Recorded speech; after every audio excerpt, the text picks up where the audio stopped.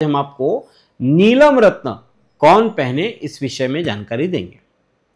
नीलम ये शनि का रत्न है और शनि ये काल पुरुष का दुख माना गया है।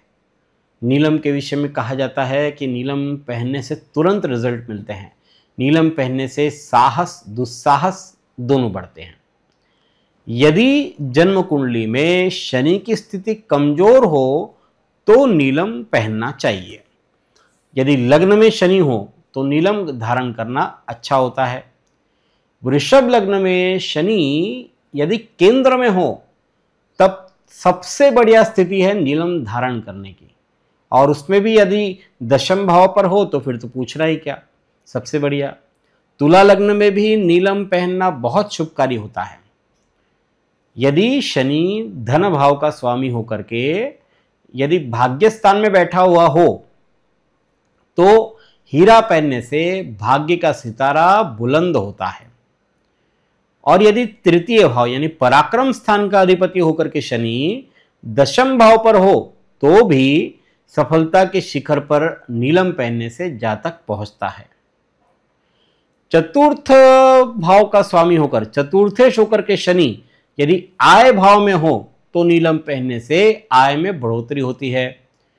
शनि की महादशा चल रही हो, अंतर्दशा चल रही हो तो भी नीलम धारण किया जा सकता है, बशर्ते कि कुंडली में शनि अच्छे स्थान पर हो। शनि यदि सप्तम स्थान का स्वामी होकर के धन भाव में हो तो नीलम धारण करने से व्यवसाय में लाभ मिलता है। पति पत्नी के मनमुटाव भी नीलम पहनने से होते हैं, और अगर मनमुटाव है तो नीलम तो बिल्कुल ना पहने। अगर सप्तम भाव पर शनि है आपका तो भी नीलम ना पहने। शनि यदि मंगल के साथ हो तो भी नीलम पहनने से आमतौर पर बचना चाहिए।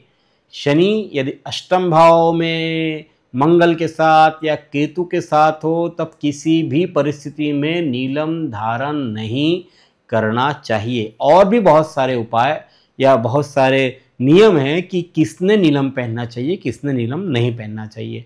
शनि शुभ भाव का स्वामी होकर के शत्रु ग्रहों में स्थित हो तो नीलम धारण न करें।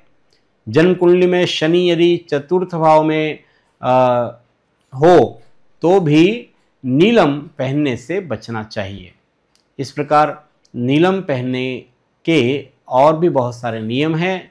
अच्छे किसी विद्वान ज्योतिषी को कुंडली दिखा करके फिर नीलम धारण आप कर सकते हैं।